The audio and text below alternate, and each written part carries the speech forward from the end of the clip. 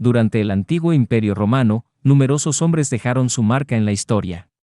Algunos son recordados por su valentía e ingenio militar, mientras que otros son conocidos por su crueldad y cobardía. Sin embargo, hay un nombre que sigue resonando a través de los siglos: Cayo Julio César. Julio César nació el 13 de julio del año 100 a.C. Desde su infancia, demostró ser un aventurero, destacándose por su actividad y buen ánimo. No obstante, su vida dio un giro drástico a los 16 años cuando su padre falleció, y Julio asumió el rol de cabeza de familia. Julio César era sobrino de Cayo Mario, un destacado general y político famoso tanto por sus victorias militares como por la reorganización de las legiones romanas. Mario era conocido por su personalidad magnética. Además, Mario era inmensamente respetado por los soldados que combatían junto a él, lo que influyó en el joven Julio César, quien veía a su tío como un ejemplo a seguir. Durante la adolescencia de Julio, su tío emprendió una guerra civil contra el ambicioso Lucio Cornelio Sulla, enfrentándose ambos por el control de Roma. En medio de esta guerra civil, Julio César se casó con Cornelia Cinna, la hija de un aliado político de su tío. Juntos tuvieron una hija llamada Julia. Mario murió en una batalla, y Cornelio Sulla asumió el cargo de dictador, posicionándose por encima de las leyes romanas con un poder casi absoluto en la ciudad. Aunque Julio César no participó directamente en el conflicto, se sintió amenazado por el nuevo dictador, quien había sido el verdugo de su tío. Sin otra opción y buscando alejarse de Roma lo antes posible, Julio se alistó en el ejército, donde luchó en la lejana Turquía. Destacó notablemente en el ejército, recibiendo incluso la corona cívica como recompensa por sus actos heroicos. Rápidamente, fue reconocido tanto por sus superiores como por los soldados veteranos, mostrando un futuro prometedor como comandante militar. En el año 78 a.C., Julio recibió la noticia de que su rival había muerto. Cornelio Sulla había fallecido repentinamente, lo que le dio a Julio César la oportunidad de regresar a casa. Después de cumplir su servicio militar, Julio volvió a su hogar, solo para descubrir que su herencia había sido confiscada por el abusivo gobierno de Sulla. Para sobrevivir, César aprovechó su potente voz y habilidades oratorias para convertirse en un abogado exitoso. Trabajando arduamente, logró reconstruir el estatus social de su familia. A la edad de 25 años, Julio César viajó por el mar Egeo, pero su barco fue atacado por piratas. La mayoría de la tripulación fue asesinada, y los pocos sobrevivientes, entre ellos César, fueron capturados para ser vendidos como esclavos. A los prisioneros de familias adineradas se les exigía un alto rescate. Lejos de casa y en una situación desesperada, el futuro de Julio César parecía incierto y sombrío. Los días pasaban lentamente mientras permanecía prisionero en un barco pirata. Al descubrir los piratas que Julio provenía de una familia rica, demandaron una gran suma de dinero por su liberación. Los piratas exigieron una gran cantidad de monedas de plata a cambio de la vida de Julio, un precio que en aquella época se consideró desmesurado. Sin embargo, Julio César, siempre orgulloso e intrépido, le sugirió que pidieran aún más monedas a cambio de su vida. Además, les advirtió que, una vez libre, recorrería los mares para vengarse de ellos. Los piratas se burlaron de su arrogancia durante todo el tiempo que estuvo prisionero, pero finalmente aceptaron su oferta. Una vez libre, Julio César utilizó sus habilidades oratorias para atraer marineros y guerreros a su causa. Con el resto de su fortuna, construyó una flota de barcos con la que perseguiría a los piratas para cumplir su promesa de venganza. César pasó varios meses navegando y enfrentándose a barcos piratas, obteniendo beneficios mediante el saqueo de los barcos capturados. Finalmente, cuando encontró a los piratas que lo habían secuestrado, los derrotó en combate y crucificó a los supervivientes, quienes pagaron un alto precio por haberse burlado de él. Este acto incrementó aún más la fama de Julio César, cuyo nombre ya era conocido en las calles de Roma. Al regresar a casa, fue llamado de nuevo al ejército, partiendo para luchar en tierras extranjeras. Julio destacó una vez más en los campos de batalla, lo que le permitió alcanzar el cargo de tribuno militar. Esta posición le otorgó el derecho a comandar numerosos soldados y a aspirar a cargos políticos. Julio César regresó a Roma en el año 69 a.C., iniciando su carrera política al asumir un nuevo puesto en el Senado romano. Durante ese tiempo, su esposa Cornelia volvió a quedar embarazada. Todo parecía tranquilo en la vida de César, pero su amada esposa murió ese año debido a un parto complicado que le arrebató la vida a ella y a su bebé. Poco después del funeral, Julio fue enviado a servir militarmente en Hispania, donde se convirtió en el administrador de los territorios controlados por Roma.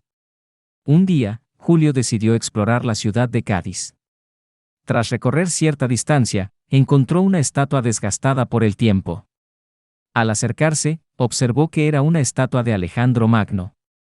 Al pie de la estatua, César sintió un profundo tormento y comenzó a llorar. Ya tenía 33 años y sentía que aún no había conquistado nada significativo en su vida. A diferencia de César, Alejandro Magno a esa edad ya había conquistado un imperio. En ese momento, César juró que no descansaría hasta igualar las conquistas de Alejandro. Cumpliendo su papel en Hispania, Julio César ganó fama como un buen gobernador y logró someter a 2 tribus locales que se habían rebelado contra la ocupación romana. Sin embargo, no estaba satisfecho con pasar tanto tiempo lejos de Roma. Tras completar su servicio en Hispania, regresó a su ciudad natal. De vuelta en Roma, Julio centró sus esfuerzos en obtener nuevos cargos políticos. Aspiraba a convertirse en Pontifex Maximus, el máximo sacerdote de la religión romana. No obstante, enfrentaba la competencia de 2 reputados senadores. Para apoyar su campaña, César gastó la mayor parte de su fortuna personal, consciente de que no podía permitirse fracasar si quería obtener este prestigioso puesto. Si fracasaba, su carrera política habría terminado y estaría arruinado para el resto de su vida. Para evitar este destino, Julio se alió con Marco Licinio Craso, el hombre más rico de Roma. Craso pagó la mitad de la deuda de Julio y garantizó el resto, convirtiéndose en un aliado valioso. Gracias a esta alianza, Julio ganó las elecciones y asumió el cargo que tanto deseaba, aunque ahora tenía una enorme deuda con Craso. Esta alianza no pasó desapercibida para otros hombres poderosos. El general Pompeyo, una figura influyente en el Senado romano, respetado y temido por muchos senadores, comenzó a vigilar a Julio César, cuya creciente ambición le preocupaba. Con el paso de los años, en el 60 a.C., César fue elegido cónsul, el cargo más alto de la República Romana.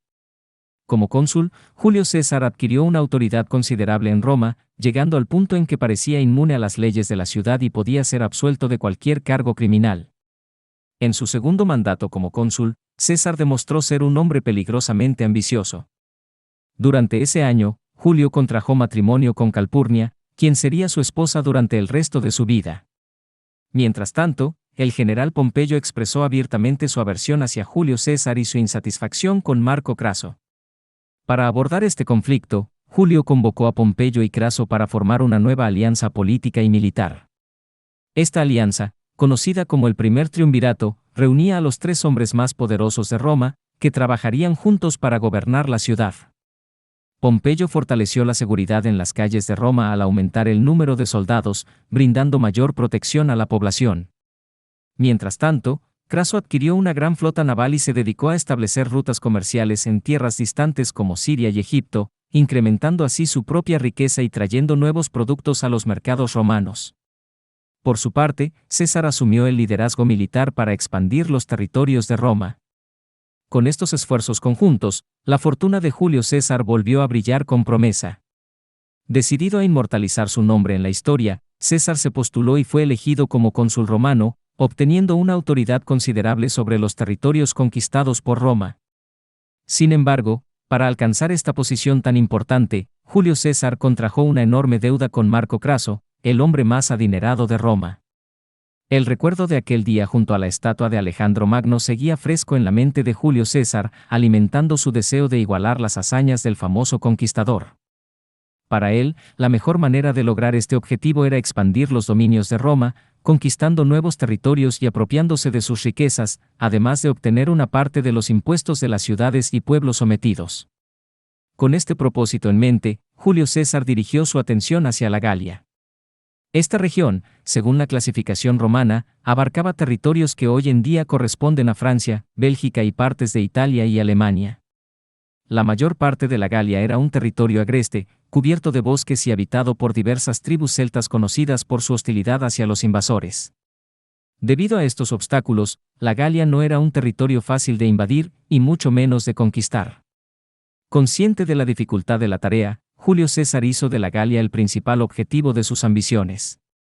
En abril del año 58 a.C., César marchó hacia la Galia al mando de 4 legiones, sumando unos 24.000 soldados. Julio sabía que no podía simplemente adentrarse en los territorios galos. Necesitaba planificar cuidadosamente sus acciones, de lo contrario, perdería todo lo que tanto había luchado por conquistar. A pesar de su aparente poderío militar, la Galia estaba dividida en varios reinos, que luchaban constantemente entre sí. Estos reinos estaban liderados por jefes tribales o reyes autoproclamados. Con frecuencia, declaraban guerras para conquistar nuevas tierras agrícolas o para vengar viejas rencillas de sangre entre tribus. Aprovechando la inestabilidad existente, Julio César envió emisarios para negociar con los líderes de las diversas tribus galas, con el objetivo de forjar alianzas políticas y militares.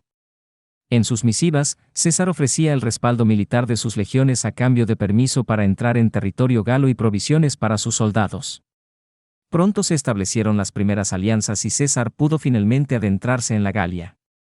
El primer enfrentamiento entre las legiones de César y los galos ocurrió en la batalla de Bibracte, donde los romanos se encontraron con un enemigo mucho más numeroso. Los galos, que formaban parte de la tribu de los helvecios, estaban en plena migración por la Galia, atacando a otras tribus y dejando a su paso una estela de destrucción. Julio César, buscando ventaja táctica, desplegó parte de sus legiones en lo alto de una colina para asegurar una posición estratégica. La otra parte de sus fuerzas se escondió en una colina cercana, cubierta de árboles. Los romanos lograron frenar el avance inicial de los helvecios, iniciando así una batalla prolongada que se extendió casi todo el día.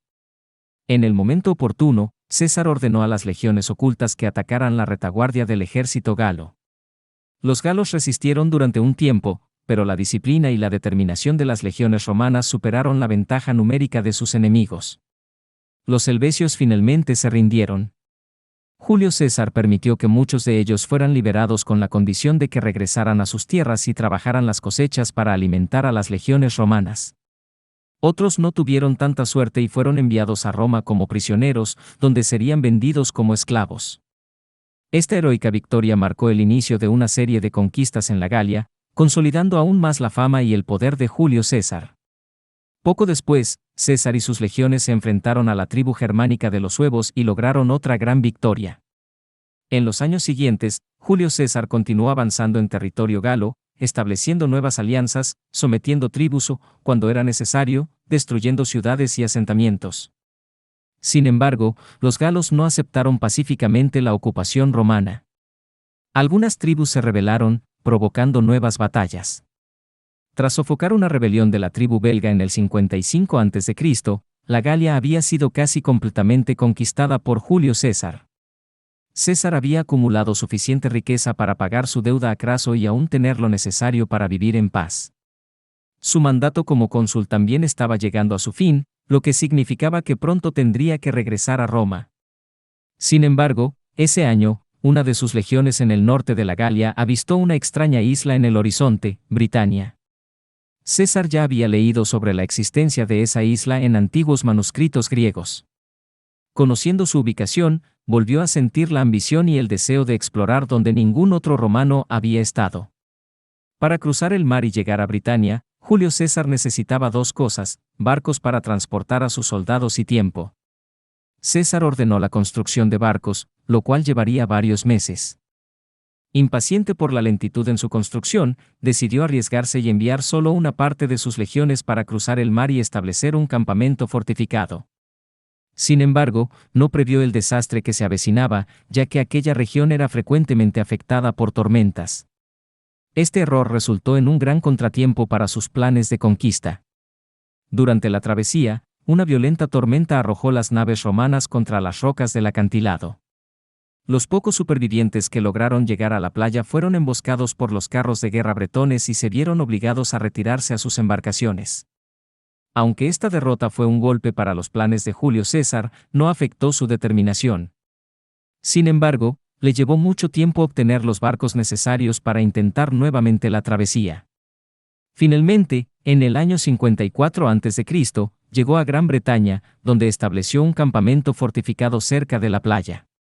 Los bretones no aceptaron la ocupación romana pacíficamente, lo que desencadenó conflictos continuos entre las dos fuerzas. César dedicó más de un año a guerrear y someter a las numerosas tribus de Britania, lo que elevó aún más su reputación. Los logros de Julio César eran ensalzados por el pueblo de Roma, lo que generaba preocupación entre algunos miembros del Senado. Mientras tanto, surgieron nuevos problemas en la Galia durante la ausencia de César. Los líderes tribales galos instaron a sus guerreros a unirse y expulsar a los romanos de su territorio. César comprendió la gravedad de esta amenaza. Si la Galia se unía bajo una sola bandera, sería extremadamente difícil para los romanos mantener los territorios conquistados. Uno de los líderes insurgentes más destacados fue el famoso Vercingetorix, príncipe de la tribu arverna. Reunió a muchos jefes tribales y guerreros bajo su mando para atacar las guarniciones romanas en la Galia. Cuando César regresó a la Galia, Vercingetorix se vio obligado a retirarse para evitar un enfrentamiento directo con las legiones romanas. En su huida por el territorio galo, las tropas de Vercingetorix destruyeron todo a su paso, incendiando aldeas y campos para privar a los romanos de recursos alimenticios. Esta estrategia demostró ser efectiva. La situación de las legiones de César no era favorable. Los soldados comenzaban a debilitarse debido al hambre y al desgaste causado por la larga marcha. Julio César desplegó nuevamente su habilidad persuasiva y comenzó a intimidar y sobornar a los jefes tribales que aún no se habían aliado con Vercingetorix. De esta manera, logró confiscar valiosas provisiones para alimentar a sus soldados y continuar la persecución del líder galo. En el transcurso de la campaña, se libraron varias batallas en las cuales Julio César demostró su valentía al bajar de su caballo y unirse a sus soldados en la vanguardia de los combates más caóticos. Esta acción aumentó el orgullo y la admiración de los legionarios por su general, llevándolos a luchar con fervor para defender la vida y los sueños de César. Finalmente, Vercingetorix se vio obligado a retirarse a la ciudad fortificada de Alesia, construida en lo alto de una colina y considerada un bastión defensivo formidable contra las legiones romanas. El asedio de Alesia se convirtió en uno de los episodios más famosos de la historia militar, donde tanto Julio César como Vercingetorix demostraron su maestría como comandantes en una lucha por el control del destino de la Galia. César se encontraba frente a un dilema en el asedio de Alesia. Sabía que un asalto directo a la ciudad resultaría en una alta pérdida de vidas entre sus legionarios. La otra opción era someter a los habitantes de la ciudad al hambre y la sed, forzándolos a rendirse. Sin embargo, César enfrentaba la presión del tiempo, ya que se aproximaba un ejército galo cuya misión era rescatar a los sitiados. Consciente de la amenaza inminente, César ideó una solución ingeniosa: construir 2 murallas de madera alrededor de la ciudad. Una de estas murallas contendría a los habitantes de Alesia en su interior, mientras que la otra sería capaz de contener al ejército enemigo que se aproximaba. Esta estrategia le permitiría a César mantener bajo control tanto a los sitiados como a sus potenciales refuerzos, aumentando así las posibilidades de victoria para las legiones romanas. La estrategia resultó ser un éxito rotundo. Cuando el ejército galo llegó, las legiones romanas volvieron a mostrar su valentía, derrotando a un enemigo que superaba en número. Testigo de esta gran victoria, Vercingetorix finalmente se rindió a Julio César. En un momento histórico, Vercingetorix se vistió con orgullo su armadura y cabalgó solo hasta el campamento romano. Allí, se encontró cara a cara con Julio César y, sin pronunciar una palabra, bajó las armas como símbolo de la rendición de la Galia. Con la conquista de la Galia, Julio César logró todo lo que siempre había deseado.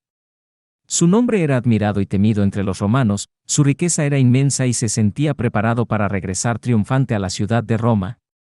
La hazaña de la conquista de la Galia dejó una marca imborrable en la historia, incluso los bretones de su lejana isla se postraron ante el poder militar romano.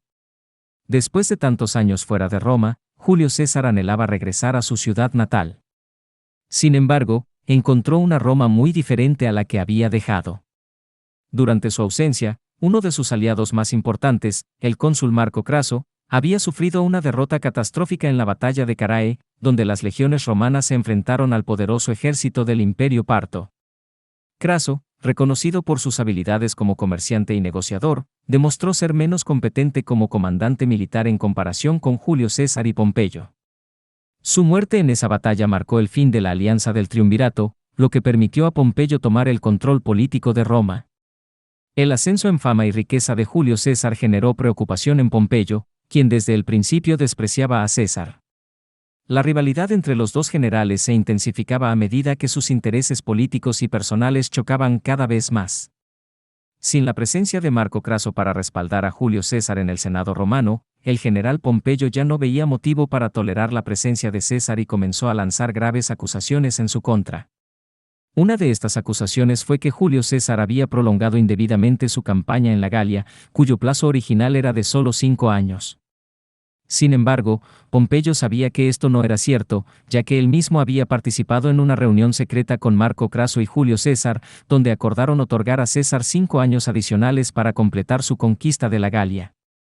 Otra acusación que Pompeyo lanzó contra César fue que había utilizado el poder de las legiones en beneficio propio, acumulando fortuna en detrimento del Senado romano. Ante estas acusaciones y la creciente hostilidad de Pompeyo, Julio César se encontraba en una situación precaria. Ante la orden de Pompeyo de disolver sus legiones y regresar a Roma para enfrentar un juicio en el Senado, Julio César se encontraba en una situación desesperada. Sabía que pocos en el Senado se atreverían a oponerse a las demandas de Pompeyo.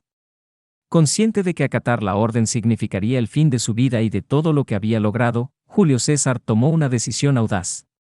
Decidió marchar hacia Roma con sus legiones y exigir respeto, incluso si eso implicaba hacerlo por la fuerza.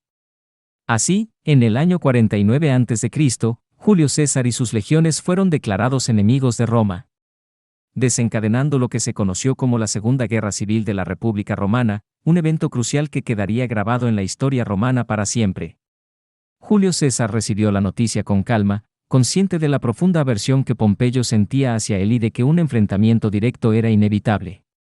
Se enfrentaba a la difícil realidad de que para regresar a casa tendría que enfrentarse a su propia ciudad. Pompeyo, un general experimentado, sabía que Roma no podría resistir mucho tiempo contra las veteranas legiones de la Galia. Por ello, movilizó todas las fuerzas disponibles, llamando a las legiones que estaban en servicio en Grecia y en territorios cercanos. Comenzó entonces una carrera contrarreloj. Pompeyo esperaba ansioso la llegada de más soldados, mientras César se apresuraba para llegar a Roma antes que los refuerzos de su adversario.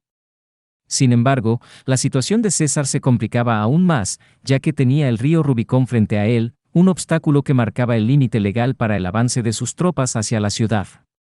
Los generales romanos estaban expresamente prohibidos de cruzar el Rubicón con sus legiones en marcha. Julio César era plenamente consciente de que cruzar ese río significaba un punto sin retorno. En este momento crucial, pronunció una de sus citas más famosas, Alea iacta est, que significa, la suerte está echada. Ante la urgencia de la situación, César decidió arriesgarse y avanzar con una sola legión a marchas forzadas. Mientras que las otras legiones le seguirían detrás a un ritmo más pausado, conservando sus fuerzas para el enfrentamiento que se avecinaba. Ambos líderes vivieron días de gran angustia, pero las legiones de César demostraron una vez más su valía al llegar a Italia con notable rapidez. Ante la inminente llegada de César, Pompeyo tomó la decisión de abandonar la ciudad de Roma junto con su guardia personal, algunos senadores y aliados, en un intento de escapar antes de que fuera demasiado tarde. Pompeyo se dirigió a la ciudad romana de Brundisium y desde allí embarcó hacia Grecia, con la intención de reunirse con las legiones locales y preparar un contraataque contra Julio César. Cuando Julio César finalmente ingresó por las puertas de la ciudad de Roma, se encontró con calles prácticamente desiertas. Los ciudadanos romanos estaban llenos de incertidumbre sobre las intenciones de César. ¿Volvería como un héroe o como un enemigo en busca de venganza por haber sido exiliado de su propia ciudad? Sin embargo, no tenían motivos para temer. César ordenó a sus legionarios que no atacaran ni saquearan la ciudad. Una vez que la situación en la ciudad se calmó, Julio César pronunció un discurso público para tranquilizar a la población. Nombró a Marco Antonio, uno de sus hombres de mayor confianza y un excelente comandante militar, para que se hiciera cargo de la ciudad. Sin embargo, César tuvo que esperar algunos meses antes de continuar su persecución contra Pompeyo. Se necesitaban nuevos barcos para transportar a sus legiones a través del mar. Mientras se construían los barcos, Julio César tomó medidas para restablecer el orden en la ciudad de Roma, aprobando nuevas leyes, designando nuevos senadores y ocupándose de los asuntos financieros de la ciudad. A la espera de que los barcos estuvieran listos, César se dirigió a Hispania. donde derrotó a los partidarios de Pompeyo para asegurarse de que Roma no fuera atacada mientras él se preparaba para enfrentarse a su enemigo en Grecia. En el año 48 a.C., Julio César y Pompeyo finalmente se enfrentaron en la batalla de Dyrrhachium, en el noroeste de Grecia. Para sorpresa de César, Pompeyo había reunido un impresionante ejército compuesto por unos 36.000 soldados de infantería y 7.000 jinetes. Ante el temor de que Pompeyo recibiera nuevos refuerzos, César decidió actuar con rapidez y estableció un campamento fortificado con solo 22.000 hombres preparados para el combate. El resultado fue desastroso para César. Después, Pompeyo atacó un punto débil en el muro de madera que protegía el campamento de César, desencadenando el caos. Con menos soldados y sus defensas comprometidas, Julio no tuvo más opción que ordenar una retirada total. Esta derrota le recordó a Julio César porque Pompeyo el Grande era considerado uno de los más destacados generales de su época, era un adversario formidable al que no se podía subestimar. César se retiró a un nuevo campamento, pero la escasez de comida y agua potable para sus hombres era preocupante. Con sus provisiones agotándose rápidamente, Julio César sabía que debía actuar con prontitud. El 9 de agosto del año 48 a.C., se libró la batalla de Farsalia, en la región de Tesalia, en Grecia central. El combate empezó de manera lenta, con ambos generales estudiando minuciosamente los movimientos del enemigo. Una confrontación entre dos ejércitos romanos, entrenados con las mismas formaciones y tácticas, no podía tener una resolución simple. La batalla fue extremadamente intensa. Ambos bandos intentaron flanquear a sus oponentes. Pompeyo se beneficiaba de una caballería más numerosa, pero los veteranos de César ya habían enfrentado todo tipo de desafíos y no se dejarían dominar fácilmente.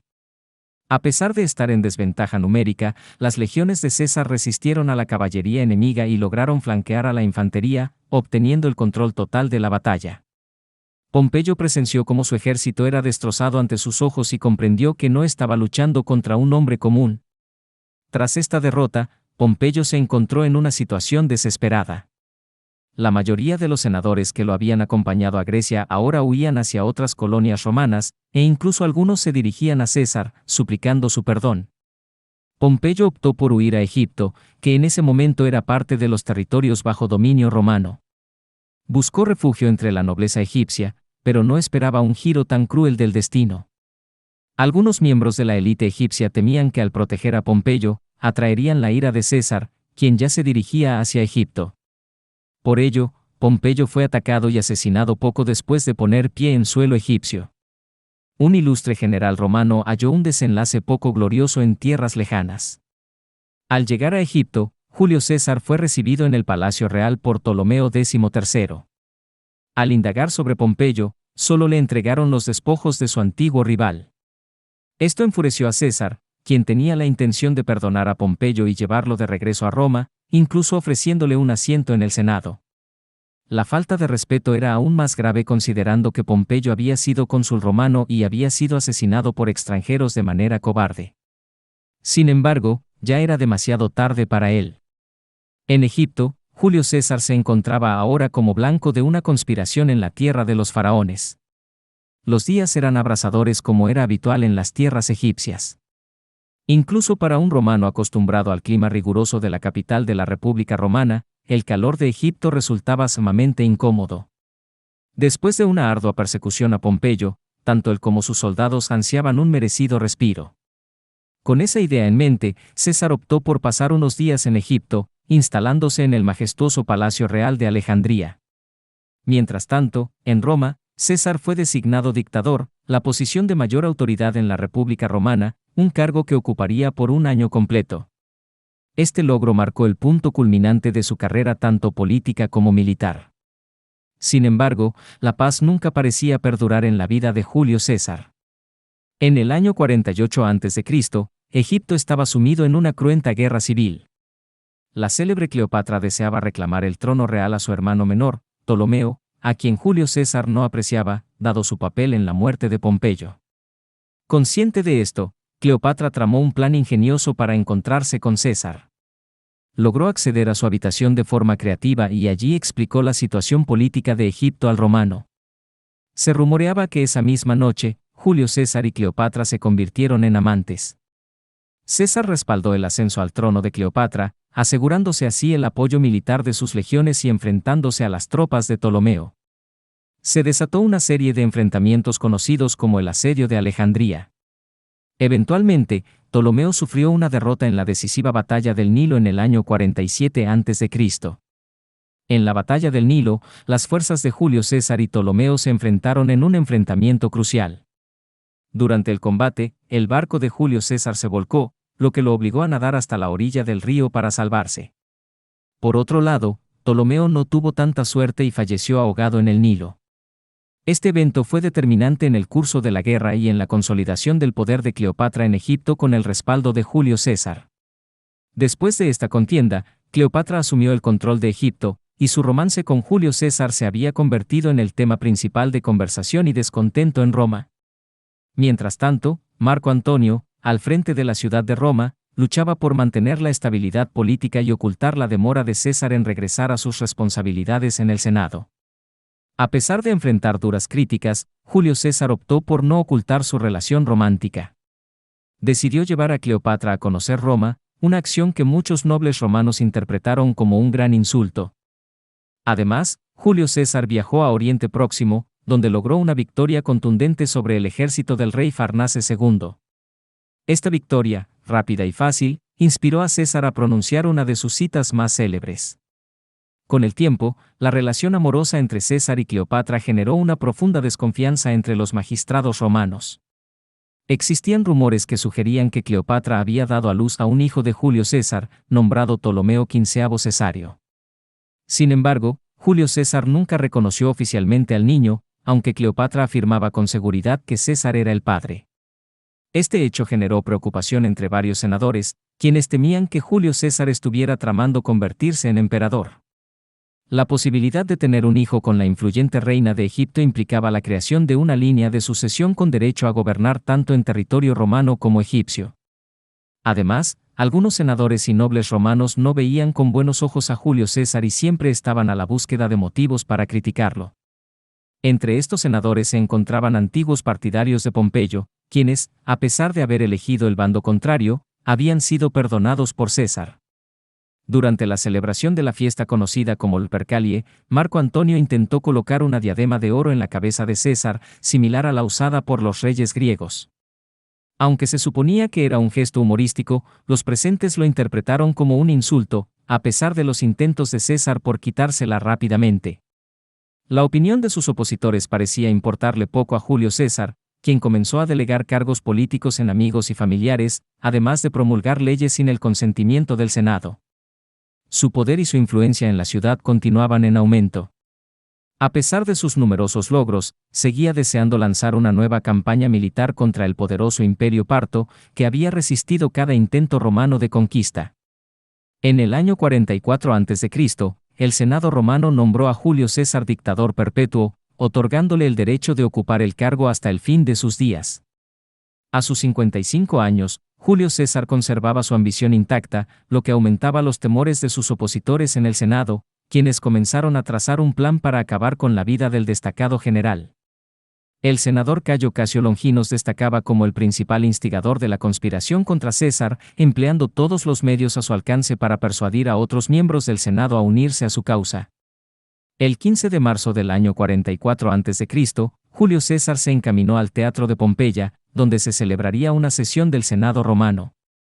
En ese mismo día, Marco Antonio fue informado del complot contra César y se apresuró a advertirle del inminente peligro. Al entrar al Senado, César fue recibido con cordialidad por los senadores, entre los que se encontraba su sobrino, Marco Bruto, a quien César tenía en alta estima. Para evitar levantar sospechas, uno de los senadores le entregó un pergamino con una petición para que César la considerara. Los senadores se aproximaron a Julio César, simulando interés en el pergamino que sostenía en sus manos. En un instante, el senador más cercano extrajo una daga oculta entre los pliegues de su capa y sujetó la túnica de César.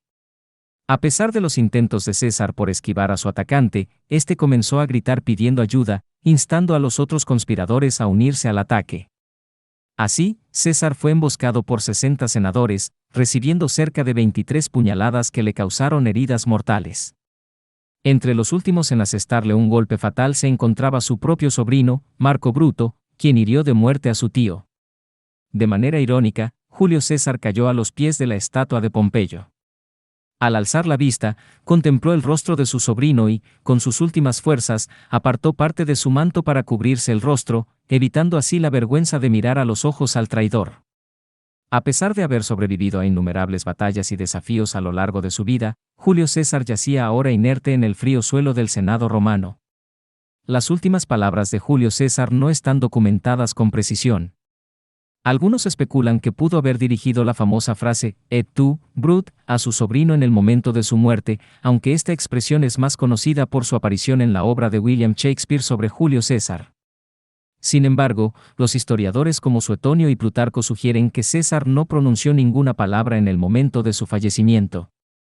Tras el asesinato de César, la mayoría de los senadores abandonaron apresuradamente el Senado, temiendo ser capturados por los soldados que custodiaban la ciudad. Los conspiradores tenían la esperanza de que la muerte de César restaurara el poder político en manos del Senado, pero no anticiparon el creciente levantamiento popular. César era considerado un héroe por gran parte de la población, y cuando la noticia de su muerte se difundió, los ciudadanos de Roma comenzaron a congregarse para protestar enérgicamente contra el acto.